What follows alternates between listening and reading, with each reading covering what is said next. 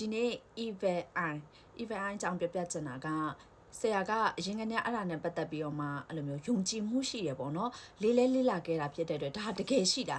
ဟိုစိတ်ပိုင်းဆိုင်ရာပဲ psychology ဘက်ကပဲကြည်ဟိုဓမ္မတရားဘက်ကပဲကြည်ဒီမကောင်းတဲ့အရာတွေဆိုတာရှိတယ်ဟိုဗုဒ္ဓခေတ်တော်တောင်မှအဲ့လိုမျိုးကွာဟို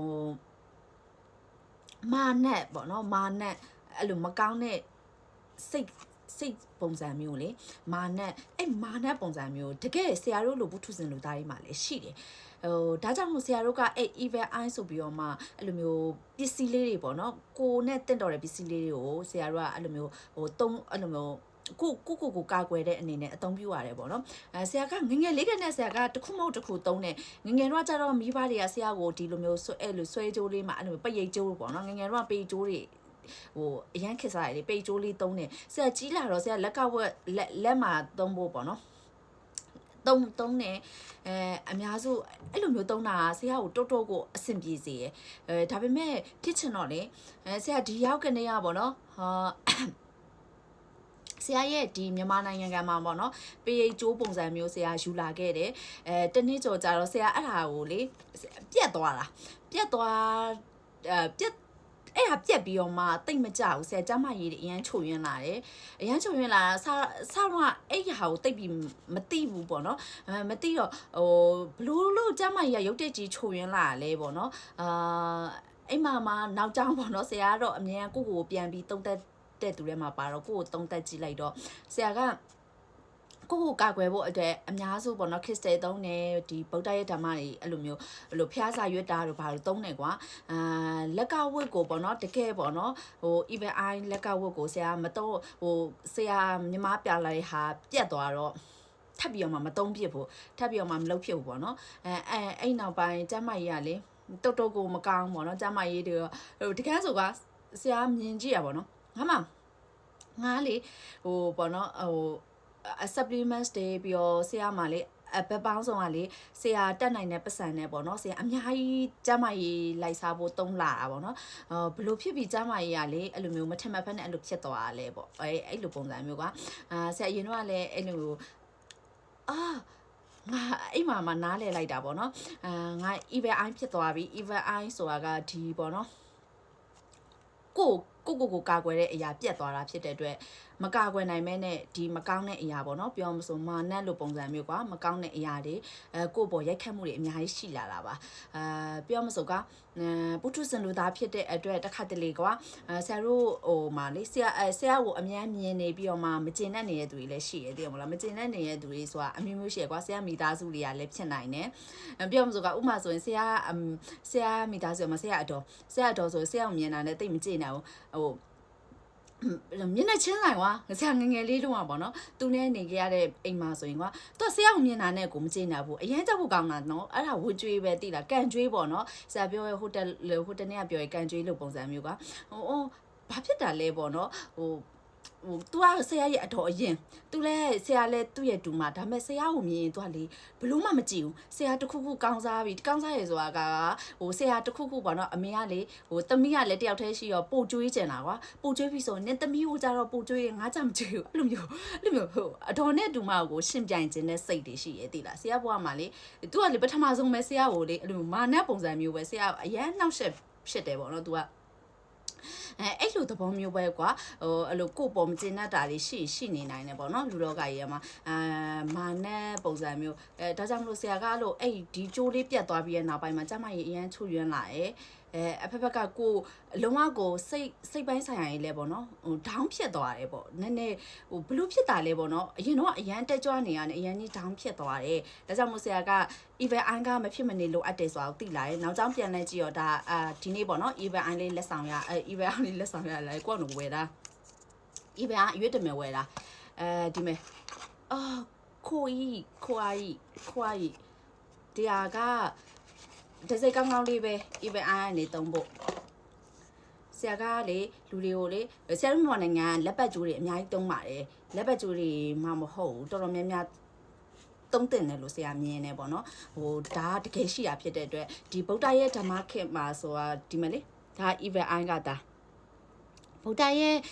ဓကိုယ်တိုင်မှာတောင်မှ အဲ့လိုမျိုးမာနကနှောက်ဆက်တာရှိသေးရလေဆရာတို့လိုပုထုဇဉ်လူသားတွေမှာရှိကိုရှိတယ်ဒီမကောင်းတဲ့အရာတွေက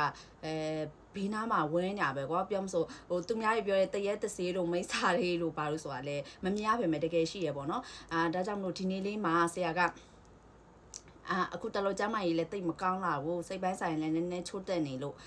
အဖက်ဖက်ကနေဆရာကိုကာကွယ်ဖို့လိုအပ်တဲ့အချိန်မှာတော်တော်များများကာကွယ်ထားတယ်ဒီလက်ပတ်ကပြက်သွားတော့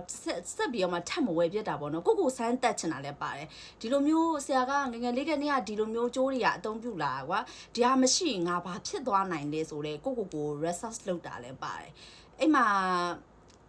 research လုပ်ရင်းနဲ့တကယ်ကိုကြားမှရေးထိကြိုက်လာတာပဲအားကြောင့်လို့ဒီ event အန်လေးကိုအသုံးပြုဖို့ပေါ့နော်ဆရာပြပြချင်တယ်ဒီနေ့လေးမှာပြီးတော့ဆရာပေါ့နော်ဗုဒ္ဓရဲ့ဓမ္မဖျားစာပေါ့နော်ဖျားစာတစ်ခုကိုလည်းပဲဆရာဘွားမှာအခုတလောကျမကြီးချွတ်တက်နေရပြီးတော့ protection ပေါ့နော်ကိုကာကွယ်ဖို့အတွက်ဆိုတဲ့ဖျားစာလေးရှိရယ်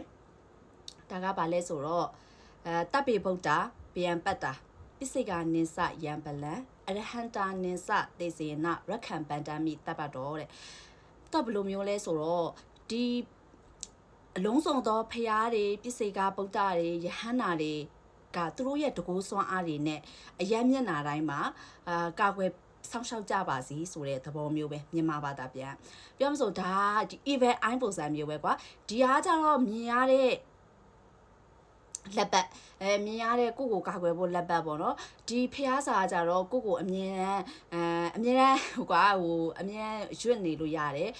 ဖျားစာဖြစ်တဲ့အတွက်အမြဲစိတ်လဲအေးချမ်းတယ်ပေါ့နော်အမြဲလဲကိုကာကွယ်စောင့်ရှောက်နိုင်ပါစေဆိုတဲ့စိတ်နဲ့ပေါ့နော်ယုံယုံကြည်ကြည်နဲ့ရွတ်တယ်ပေါ့နော်အခုနောက်ပိုင်းဆရာprotection အများကြီးလုပ်ဖို့လိုအပ်နေပြီအရင်ကတည်းကလည်းတည်ရတဲ့နဲ့ဘာလို့တရားကြီးကို research လုပ်ရင်းနဲ့အရင်ကြီးပေါ့နော်ပြုပြင်ဖို့လိုအပ်တယ်ပေါ့နော်တခါလေးဆရာတို့ကလေအဲ့လို flexible ပေါ့နော်ပြင်လွယ်ပြောင်းလဲလုပ်ဖို့အရေးကြီးတယ်ဒီနေ့ကကျတော့ event အိုင်းကတကယ်ရှိတာပါဆရာရဲ့ကိုသေးပေါ့နော်ဆရာပြောပါတယ်ဆရာကျမကြီးအများကြီးလိုက်စားရကြတယ်မှာဒီကျမကြီးကဘယ်လိုဖြစ်သွားတာလဲအဲ့လိုသဘောမျိုးပဲဒါပေမဲ့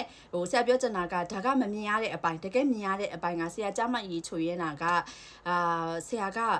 လေ့ကျင့်ခန်းတွေလုပ်တယ်ပြီးတော့ဒီမှာအလောက်ကလည်းပေါ့နော်နေ့စဉ်နဲ့အမျှပင်ပန်းတာတွေရဲ့မှာstretching အရင်ရေးကြည့် stretching ပေါ့နော်အဲ့လိုခန္ဓာကိုယ်ဆွဲဆန့်တာမျိုးဆရာက